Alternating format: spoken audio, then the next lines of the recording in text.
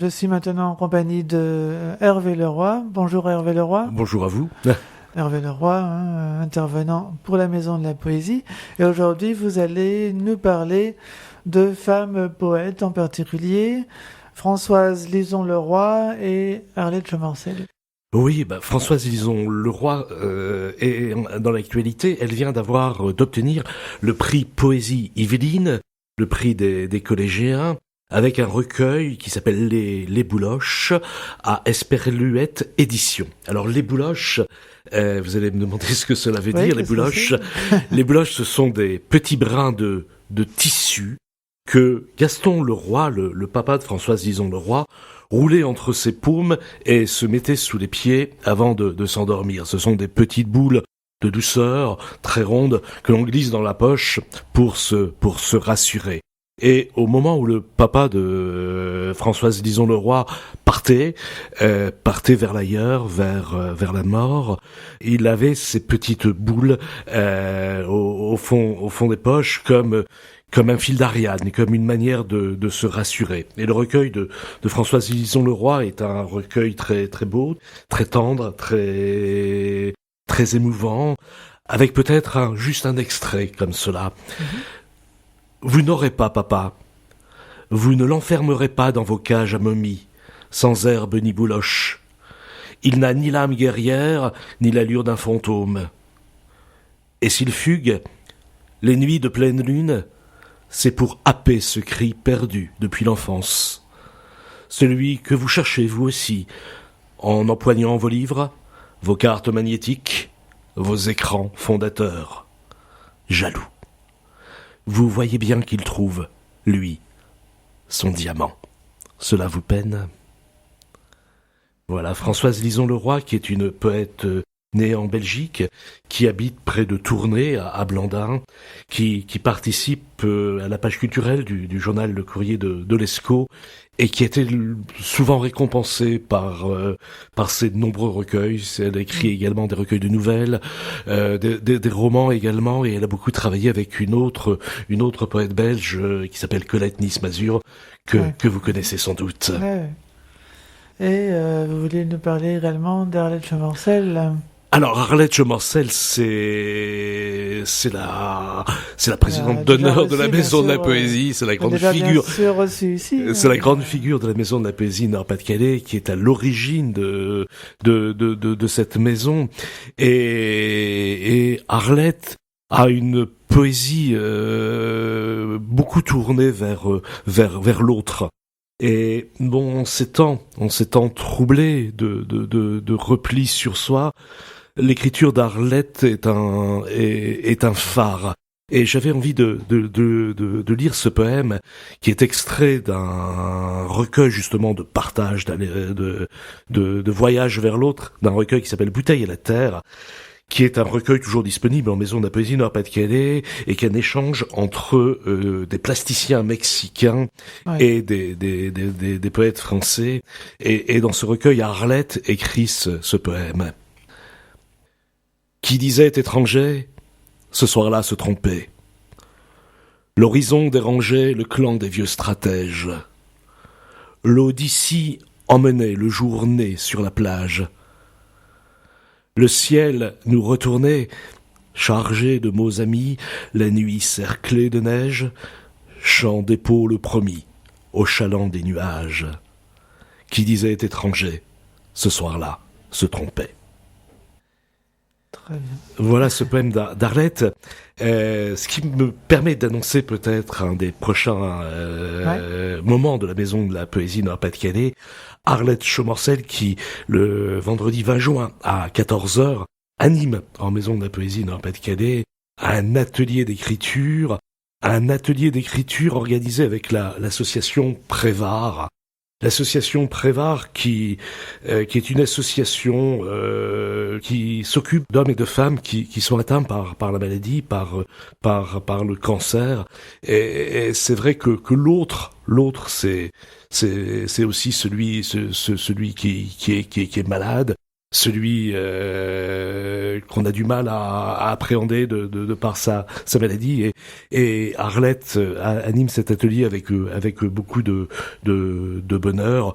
Donc pour tous les gens qui seraient intéressés, ne pas hésiter à se rapprocher de la Maison de la Poésie à Beuvry. Vous vouliez nous parler également d'une autre poète, Marceline Desbordes-Valmore, une poète dont vous parlez dans votre livre qui vient de sortir il n'y a pas très longtemps, Femme des réceptions en Nord-Pas-de-Calais, publié chez Le Papillon Rouge. Papillon Rouge, éditeur, effectivement. Et ce livre, Femme d'exception en Nord-Pas-de-Calais, le fil rouge, c'est un vers de Victor Hugo. On est dans la poésie et on est avec les femmes. Victor Hugo qui a ce vers superbe, ce trait de génie, qui dit « Quand tout se fait petit, femme, vous restez grande ». Et cet ouvrage est un ouvrage composé de 20 portraits de femmes d'exception en Nord-Pas-de-Calais. Des gens comme Denise Glaser, qui était une femme de télévision, productrice de Discorama, qui avait découvert Brassens, qui avait découvert Brel, qui a découvert Ferré. Denise Glaser, qui est née à Arras, qui est enterrée à Valenciennes. Il y a bien sûr Marguerite Yourcenar qui a grandi sur les pentes du Mont-Noir. Il y a également des résistantes comme Suzanne Blin à Bully-les-Mines. Il y a Émilienne Moreau qui elle est voilà, c'est l'héroïne de Los Angeles qui à 17 ans fait le coup de feu contre les Allemands pendant la guerre 14 et qui ensuite sera une résistante de la Deuxième Guerre mondiale, donc un destin extraordinaire. Il y a également des destins plus simples, mais qui témoignent de l'âme de la région. Par exemple, dans cet ouvrage, je rencontre aussi les dames du Louvre, Elena Prebilac et Sophie Jolebioski. Vous savez, ces veuves de mineurs qui avait réussi à convaincre le ministre Renaud Donadieu de Vabre lors d'une visite officielle à Lens que le Louvre-Lens devait être installé à Lens. Effectivement, ces veuves de mineurs ce jour-là étaient sur le pas de leur porte, et puis elles ont réussi à convaincre le ministre de venir boire le café à l'intérieur de leur maison. Et le ministre a toujours dit que ces femmes avaient réussi à le convaincre au nom de leur mari mineur disparu, mort de la silicourse. Donc voilà, ce sont des destins comme ça, et dans ces destins, effectivement, il y a une poétesse qui est Marceline Desbordes-Valmore, poète bien sûr née à Douai, dont toute l'enfance est à Douai, qui a un destin assez extraordinaire parce qu'à 17 ans, sa mère quitte Douai, s'en va vers la Guadeloupe pour, dit-on, essayer de retrouver une riche cousine. Et puis lorsque toutes les deux arrivent à Guadeloupe, la riche cousine n'existe pas. C'est la révolte face aux troupes napoléoniennes, c'est la guerre, et la mère de Marceline Desbordes-Valmore meurt de la fièvre jaune. Et la jeune fille, qui est adolescente, se retrouve seule en Guadeloupe face à la guerre, et elle réussit à reprendre le bateau pour revenir vers Dunkerque. Et toute sa vie, elle sera en recherche un petit peu par sa poésie de ce nid familial à Douai, de la Scarpe, et puis également avec comment les femmes, dit-elle, ne doivent pas écrire. À l'époque, c'est pas très bien vu. Et Marceline Desbordes-Valmore écrit ce texte que je trouve très beau. Les femmes, je le sais, ne doivent pas écrire. J'écris pourtant, afin que dans mon cœur au loin tu puisses luire comme en partant. Je ne tracerai rien qui ne soit dans toi-même beaucoup plus beau, mais le mot 100 fois dit venant de ce qu'on aime semble nouveau. Qu'il te porte au bonheur. Moi, je reste à l'attendre, bien que, là-bas, je sens que je m'en vais pour voir et pour entendre errer tes pas. Ne te détourne point s'il passe une hirondelle par le chemin, car je crois que c'est moi qui passerai, fidèle, toucher ta main. Tu t'en vas, tout s'en va, tout se met en voyage, lumière et fleurs, le bel été te suit, me laissant à l'orage, lourde de pleurs. Mais si l'on ne vit plus que d'espoir et d'alarme, cessant de voir, partageons pour le mieux. Moi, je retiens les larmes, garde l'espoir. Non, je ne voudrais pas, tant je te suis uni, te voir souffrir. Souhaiter la douleur à sa moitié bénie, c'est se haïr. Marceline Desbordes-Valmore également, qui a écrit, vous savez, ce fameux poème « N'écris pas », qui a été chanté par Julien Clerc. Ah oui.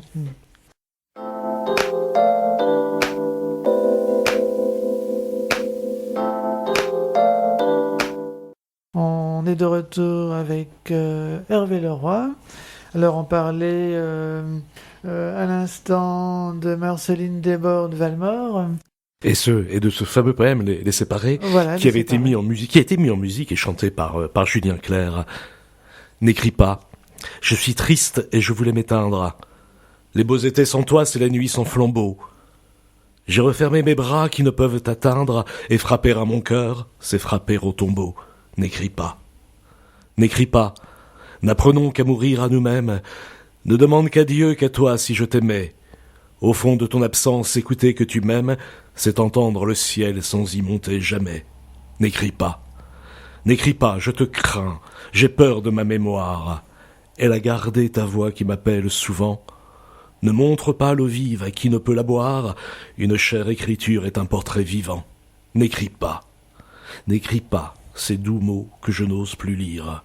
Il semble que ta voix les répand sur mon cœur, que je les vois brûler à travers ton sourire. Il semble qu'un baiser les empreinte sur mon cœur. N'écris pas. Très bien. Alors, vous vouliez nous parler également d'un spectacle qui aura lieu à Cambrin. Oui, effectivement, dans cet ouvrage Femme d'exception en Nord-Pas-de-Calais, il y a des portraits effectivement d'héroïnes de la Grande Guerre. Il y a Louise de Béthigny, qui a beaucoup travaillé dans l'espionnage et qui fournissait un nombre incalculable de renseignements aux Alliés, à tel point qu'un général allemand a dit qu'elle valait un corps d'armée à elle toute seule. Louise de Béthigny, qui est née à Saint-Amand-les-Eaux, qui à l'époque habitait Lille et qui qui faisait plus de 150 km à pied pour collecter les renseignements et les fournir aux Alliés. Il y a également Émilienne Moreau, dont on parlait tout à l'heure. Émilienne Moreau, héroïne de Los Angeles, qui à 17 ans fait le coup de feu contre les Allemands, qui devient la figure de la France résistante, et qui en 40 bien sûr se retrouve de nouveau en première ligne et qui de nouveau a une action importante au sein de la résistance, notamment de la résistance socialiste. Émilienne Moreau terminera sa vie en 1971 à Lens, et c'est aussi l'épouse de Juste Évrard, qui est une grande figure du socialisme dans la région. Et donc ces héroïnes, Louise de Béthigny, Émilienne Moreau, et des femmes ou des hommes plus anonymes se retrouvent dans un spectacle que produit la Maison de la Poésie Nord-Pas-de-Calais, un spectacle qui s'appelle Je me souviens. Il avait 20 ans. Et qui est composé à partir de ces témoignages et lettres de poilus, mais également un aspect plus original sans doute de ceux qui restent, c'est-à-dire les femmes qui restent, qui sont sans nouvelles, les mères, les épouses, les filles. Un spectacle composé également de poèmes, des poètes de la Grande Guerre, Guillaume Apollinaire notamment, ou Dorothy Ploman. Et puis également un spectacle qui est composé à partir de l'histoire de John Kipling que vous connaissez sans doute, l'histoire de John Kipling, qui est enterré ici au cimetière de Sainte-Marie de Haine les Labassés. John Kipling qui meurt lors de la bataille de Los Angeles, fils de Rudyard Kipling, prix Nobel de littérature en Angleterre, et Rudyard Kipling qui en éprouvera une profonde culpabilité et qui tout le restant de sa vie cherchera le corps de son fils ici sur les routes du Nord-Pas-de-Calais entre Lens, Labassé, Aisne. Fils qui, à l'époque, il ne retrouvera jamais. Et donc, à partir de cette matière, Ève Casala et moi-même avons composé un spectacle qui s'appelle Je me souviens, il avait 20 ans, et qui sera produit le dimanche 27 juillet à 17h à Cambrin, sous la SMOB. Vous ne savez peut-être pas ce que ça veut dire, la SMOB. Dites-nous ce que c'est. Alors, la SMOB, c'est cette scène itinérante d'Artois.com, cette tante qui se déplace de ville en ville, de village en village, et qui permet la promotion de l'art vivant. Et donc la SMOB, fin juillet, sera installée à Cambrin, et c'est dans ce cadre-là que je me souviens, il avait 20 ans, sera joué le dimanche 27 juillet à 17h. Très bien. Revenons quelques instants sur votre livre, Femmes des réceptions en Nord-Pas-de-Calais, publié au Papillon Rouge. Donc c'est des portraits d'une vingtaine de femmes, je crois. Oui, c'est ça. Oui. De toutes les époques. Alors, les époques les plus anciennes, effectivement, c'est Mao d'Artois et Jeanne de Flandre, des personnages incontournables de la région, et c'est l'image de la femme qui arrive au pouvoir. Déjà aujourd'hui, c'est pas forcément facile d'être une femme politique, donc imaginez à l'époque, et Mao d'Artois et Jeanne de Flandre arrivent au pouvoir et surtout ont une action de charité et de mécénat, de charité envers les populations, créent de nombreuses abbayes, de nombreux hospices, de nombreuses fondations, et aussi de mécénat envers les artistes. Et puis également, il y a des femmes qu'on connaît bien, comme Marguerite Yourcenar, où je prends l'angle de tout ce qu'elle a dû subir lorsque elle fut élue pour la première fois une femme à l'Académie française. Marguerite Yourcenar a subi des choses extraordinaires. Certains de ses confrères, par exemple Jean Dutour, évoquent une bonne femme qui n'a absolument aucun talent. Jean Guiton dit le plus grand honneur que l'on puisse faire à une femme est de l'admirer sans l'élire. Donc vous voyez là le machisme de ses collègues. Et puis des femmes peut-être moins connues également, comme Micheline Ostermayer. Micheline Ostermayer, c'est la seule sportive qui est dans cet ouvrage, qui est médaille d'or aux Jeux Olympiques de Londres en 1948, médaille d'or du poids, du disque, médaille du bronze du saut en hauteur, et en même temps, Micheline Ostermayer a une carrière de pianiste internationale qu'elle mène de concert avec le sport féminin. Okay. C'est une femme qui est née à Rang-du-Fliers, près de Berck, et qui est revenue plusieurs fois à Rang-du-Fliers d'ailleurs, et aujourd'hui d'ailleurs une salle de sport à Rang-du-Fliers porte toujours le nom de Micheline Ostermayer. Suzanne Blin ici à Bully-les-Mines, qui est vraiment un destin fort, un destin qui arrache presque les larmes aux yeux, puisque c'est une jeune femme de Bully-les-Mines, enseignante à Douai, à l'école normale, c'est véritablement quelqu'un d'important de Douai, qui se fait arrêter par la Gestapo. Son mari, René Lannoy, est responsable de toute la résistance communiste dans le Pas-de-Calais, et Suzanne Blin, pendant plusieurs jours, est torturée. Elle ne parle pas, alors que la Gestapo menace d'enlever son fils qui n'a que 16 mois à l'époque. Donc ce sont des femmes comme ça qui s'inventent leur destin. Vous savez que en France, le droit de vote est très tardif. Oui, pour les femmes, 44. 44, c'est exactement ça. Effectivement, c'est une ordonnance du général de Gaulle.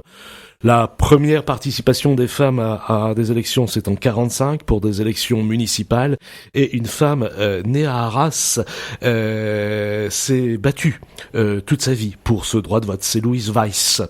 Louise Weiss qui avant la Seconde Guerre milite pour le droit de vote des femmes, qui n'est jamais accordé parce que le Sénat bloque à chaque fois. Et Louise Weiss invente des modes d'action extraordinaires. Par exemple, elle va jusqu'aux tribunes du Sénat pour jeter aux vieux sénateurs des chaussettes trouées en leur lançant, vous savez, même si vous nous donnez le droit de vote, on raccommodera vos chaussettes. Donc voilà, et tout est tendu un petit peu par ce vers de Victor Hugo, quand tout se fait petit, femme vous restez grande. C'est vraiment ça l'idée du livre et de ces 20 portraits. D'accord, très bien. D'autres actualités à part ce spectacle pour la Maison de la Poésie? D'autres animations dans la région? Alors, ce spectacle, donc, qui se déroulera le dimanche 27 juillet, est destiné à tourner, dans toute la région. C'est une première à Cambrin, mais il y aura de nombreux autres spectacles à la rentrée, sans doute, et notamment sans doute à Anne-les-Mines. Pour mes femmes d'exception en Nord-Pas-de-Calais, peut-être un petit peu de promotion personnelle, je serai en dédicace ce samedi au champ Arras, de 9h à 12h et de 14h à 18h. Très bien. Bien, merci beaucoup Hervé Leroy. Merci pour votre accueil et merci pour la Maison de la Poésie, donc Nord-Pas-de-Calais, qui se trouve rue François Galvert à Beuvry. À Beuvry, donc le site internet c'est www.maisondelapoésienpdc.fr.